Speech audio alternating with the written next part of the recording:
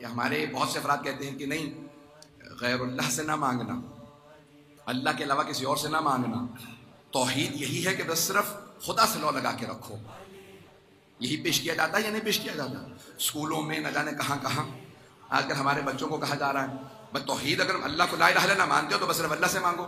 اور پھر ایک اور سورہ فاتحہ کی آیت پیش کر دیتے ہیں، ایاک نعبد و ایاک نستعین، صرف تیری عبادت کرتے ہیں اور صرف ہم تجھی سے مدد مانگتے ہیں. اسی قرآن میں لکھا ہے وَاسْتَعِینُوا بِالصَّبْرِ وَالصَّلَاۃِ، مدد مانگو نماز سے بھی صبر سے بھی. چھٹے امام سے پوچھا یہ نماز اور صبر کیوں کہا؟ کہا ایک محمد ہے دوسرے علی. جانے کہ رامی ابھی میں جواب پیش کر رہا ہوں، ایک علمی میں جواب میں نے آپ کو دے دیا قرآن کریم سے کہ قرآن نے کہہ رہا، قرآن نے واضح الفاظ میں کہہ دیا. سورہ فاتحہ میں کہا ایاک نعبد و ایاک نستعین. میں ایک وہابی کو جواب دے رہا تھا، وہ آئے گھر پہ کہنے لگے نہیں یہ قرآن کی آیت ہے، تو میں نے کہا دوسری آیت میں نے سورہ بقرہ سے دکھائی. کہنے لگے میں حافظ قرآن ہوں، دکھانے کی ضرورت نہیں. خود ہی کہنے لگے میں حافظ قرآن ہوں، مجھے پتا ہے، بس آپ نے بتا دیا مجھے پتا آیت ہے. تو کہنے لگے مجھے کچھ سمجھ میں نہیں آ رہا. کیا سمجھ میں نہیں آ رہا؟ کہا ایک جگہ اللہ کہہ رہا ہے ایاک نعبد و ایاک نستعین، بس صرف تجھ سے مدد مانگتے ہیں. دوسری جگہ خود ہی جگہ کہہ رہا ہے واستعینوا بالصبر والصلاۃ. اچھا خاصا تضاد ہے. اب مجھے ساتھ میں تو کنفیوز ہو گیا نا، حافظ قرآن بھی ہو گیا، میں نے وہ آیت پڑھی بھی تھی، اب آپ سے بھی سن لی ہے، اب مجھے کچھ سمجھ میں نہیں آ رہا. میں نے کہا اسی لیے کہتے ہیں حسبنا کتاب اللہ نہ کہو. میں نے کہا کہ اسی لیے کہتے ہیں یہ نہ کہو کتاب کافی ہے.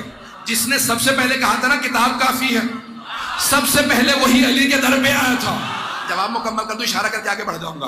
کبھی جس نے سب سے پہلے کہا تھا نا، میں نے نام نہیں لیا کسی کا، جس نے سب سے پہلے کہا تھا حسبنا کے پیغمبر نے کہا انی تارک فیکم الثقلین، میں دو گنا قدر چیزیں چھوڑے جا رہا ہوں، کتاب اللہ و عترتی اہل بیتی، اللہ کی کتاب اور اپنی عترت. تو ایک صاحب کھڑے ہو کے کہا حسبنا کتاب اللہ، یا رسول اللہ ہمیں اللہ کی کتاب کافی ہے، آپ کی عترت کی ضرورت نہیں. عزیزان گرامی جس نے کہا نا، تو جیسے پیغمبر کا وصال ہوا، اب کسی نے یہودی نے سوال پوچھ لیا قرآن سے، کہ یہ 3 سوال ہیں قرآن سے جواب دے. کہ تجھے قرآن سے جواب کیوں چاہیے؟ تو یہودی ہے، تو قرآن سے جواب کیوں مانگ رہا؟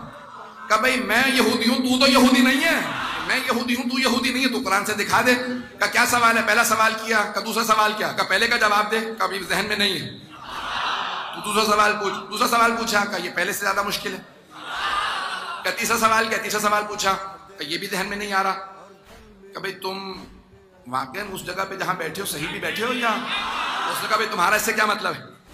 آؤ کسی اور سے پوچھ لیتے ہیں. ان کے ایک دوست سے بہت قریبی. انہوں نے کہا بھئی تمہیں جواب آتا ہے؟ کہ جب تجھے خود نہیں آتا تو مجھ سے کیوں پوچھ رہا؟ جب انہوں نے دوست سے پوچھا کہ تجھے آتا ہے؟ کہ بھئی یہ تجھے خود نہیں آتا تو مجھ سے کیوں پوچھ رہا؟ کہ بھئی یہ سوال کا جواب دینا ہے، 3 سوال پوچھ چکا ہے، جواب نہیں آ رہا. اب کسی اور سے پوچھ لیتے ہیں. کہ شاید پھر بیٹی سے پوچھ لوں، وہ پیغمبر کے گھر میں تھی تو بیٹی سے پوچھا کہ بیٹی کوئی ذہن میں جواب آ رہا ہے؟ کہ بابا جان آپ خود ہی نہیں پتا. یہودی جان کو آ گیا، جواب لیے بغیر نہیں جائے. اب فوراً اٹھے آئے جناب امیر کے گھر پہ. آنے کے بعد دستک دی. یہ نہیں کہا کہ یا علی میں مشکل میں ہوں، کہ یا علی دین پہ مصیبت آن پڑی ہے، قرآن سے جواب چاہیے. تو مولا نے کہا کہ بھئی تم نے تو کہا تھا حسبنا کتاب اللہ، ہمیں کتاب کافی ہے. کہ یا علی اسلام بے وقت آن پڑا ہے، آپ قرآن سے دکھائیے. مولا نے کہا لا قرآن دے. یہ نہیں کہا میں اپنے گھر سے لاتا ہوں، اسی کے ہاتھوں سے قرآن لیا. مولا نے قرآن کھولا اور ایک مرتبہ اشارہ کر کے کہا یہاں جواب ہے. اس نے کہا یا علی یہ بغیر دیکھے آپ نے کیسے بتایا؟ کہ یا علی یہ بغیر دیکھے آپ نے کیسے بنایا؟ اسی سے قرآن مولا نے لیا، کھولا، کہ یہاں جواب ہے. کہ یا علی بغیر آپ نے دیکھے کیسے بتایا؟ کہ تو قرآن دیکھ لے، جواب نہ لگے تو میں دوبارہ دکھا دیتا ہوں. اس نے فوراً آیت پڑھی جو مولا نے کہی تھی. کہ ہاں اب آپ نے جب کہہ دیا نا تو جواب اسی میں.